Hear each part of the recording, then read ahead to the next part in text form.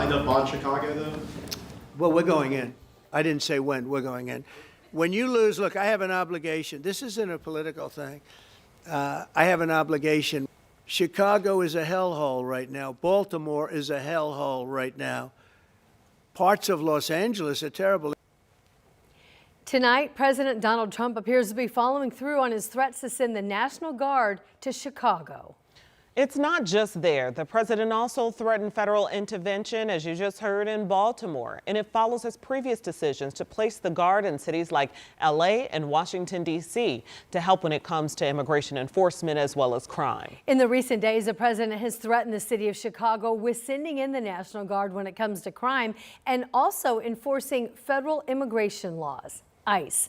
And that's why we sent our Rich Nye to Chicago today. And Rich, what are the people that you have talked to in Chicago saying about this plan? Well, Felicia and Anne Marie, people here in Chicago, most of them were not very willing to speak to us, at least on camera, about this issue. I'm standing in Grant Park tonight. We're not far from the museums and Soldier Field. We came here this afternoon expecting and anticipating an announcement from President Trump that he would be sending National Guard troops to Chicago to enhance safety and reduce crime, just like what has happened in the nation's capital, Washington, D.C. Some people told us off camera they don't think this move is necessary, they don't want it. President Trump's pledge that the National Guard is coming to Chicago now comes after a violent weekend in the Windy City. Chicago police say at least 8 people were killed, another 58 injured in shootings across the city during the Labor Day weekend. Some people welcome troops coming to Chicago. I think it's okay. I think it's needed. I don't think it's needed where you guys are right now, obviously, where all the tourists are, where all the police are. But far south side, some of the west side could really use it. I don't know why there's not a lot of police there already. Maybe because they're here to protect tourism, so it might help.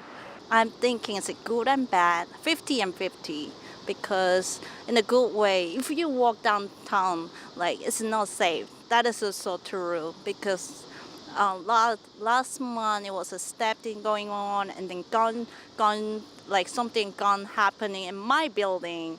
And then it was the police is like staying like 6 hours, and then like it's every time, like every week, or someone dead on the street, you know.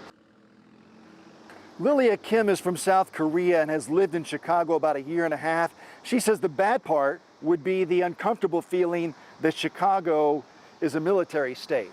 And I talked to one man from Northwest Indiana who works and commutes to Chicago every day, and he believes that people in some neighborhoods in Chicago would welcome these troops to enhance safety in their very violent neighborhoods.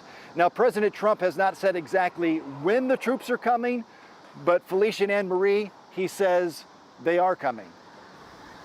All right, Rich reporting live. Felicia, that's your hometown. You know how divided Chicago is. One place certainly is not like the other. No, it certainly isn't, and the different communities have different needs, which is kind of a rough take when you hear about something, a major move like this. You're like, well, how's that going to work everywhere and serve the needs of everyone? Yes. Lots of questions with that one. Yeah, not one size fits all for sure. Thank you, Rich, reporting live.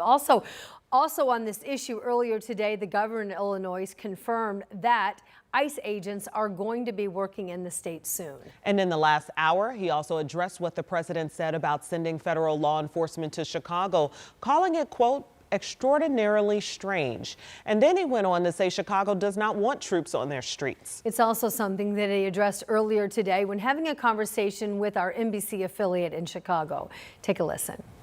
But troops on the ground, that doesn't work. It's a very temporary solution that will, when the troops go away, crime will return. So I'm very concerned about the president thinking that troops on the ground somehow is okay. Now, the governor also went on to say earlier this afternoon that he's been led to believe the Texas National Guard is preparing to be deployed to Chicago soon. Tonight, a federal judge has ruled President Trump's administration broke the law by sending the National Guard troops out west to L.A. So you might remember 4,000 National Guard troops and 700 Marines were sent to L.A. after protests in the city over the president's immigration policies.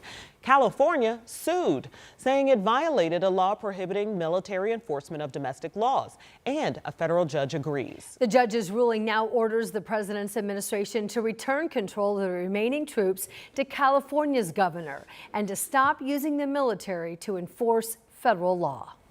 NBC Nightly News with Tom Yamas is coming up, and it's following up on the federal judge's decision in L.A., as well as the president's plan today to send federal law enforcement to the Windy City. It's ahead here on 6:30. You'll find it right after 13 News at 6.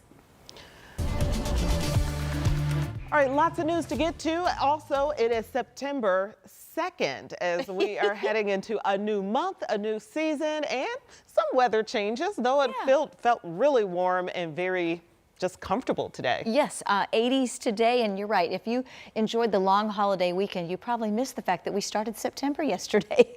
So it is the 2nd. It is right where we should be for this time of year in terms of highs in the low 80s, and that's where we are right now. So get out and enjoy, especially if you've been inside all day. It's very comfortable, as Felicia mentioned. We've got sunshine, we've got that warm air, low 80s from Muncie to Lafayette, Terre Haute to Bloomington, and in Indianapolis right now we're at 83 degrees. Temperatures in the low 80s for the next couple of hours. As we get closer to sunset, those numbers will start to drop into the upper 70s. Eventual low temperatures, upper 50s and low 60s. Another warm one on the way for tomorrow, but I'd throw the umbrella in just in case, especially if you're going to be out through the evening hours tomorrow. That's when you're going to need the umbrella, as we have a rain chance late in the day. You can see with Future Track 13 this time tomorrow we're relatively quiet, but here comes that rain chance. So as I mentioned, you'll need that umbrella, especially tomorrow evening into the early part of Thursday. How much rain are we expecting in the full forecast? All right, thanks, Angela. We'll check back. And now to this developing story tonight. A death investigation is underway on the east side of Indianapolis. Metro Police say bystanders made the disturbing discovery of the body of a baby in Brookside Park. Certainly disturbing. Ashton Hackman shares what police have told us as the coroner now picks up the case. Metro Police say a group of people in Brookside Park came across the body of that just days-old baby, immediately calling 911. The investigation is still in its very early stage. The Marion County coroner is still working to confirm if the remains are that of a fetus or an infant. We're told the girl was at least 30 weeks gestational. There were no early signs of trauma that would have caused death. The coroner says additional exams are necessary. Metro Police is calling it a heartbreaking case. Our hearts go out to everybody that's been impacted by this, the first responders, the people that called the police, the mother who felt that she had no other option. I mean, this is definitely a heartbreaking incident. Metro Police hope with the help of the community they will learn more about the baby and the mother, who they say could be in extreme medical danger. Reporting in Brookside Park, Ashton Hackman, 13 News. Now, while we don't know how the baby girl died, moms in crisis can give up an unwanted infant anonymously without fear of prosecution. So ahead at 6, you'll hear more about the law and the advocates working to prevent these types of cases.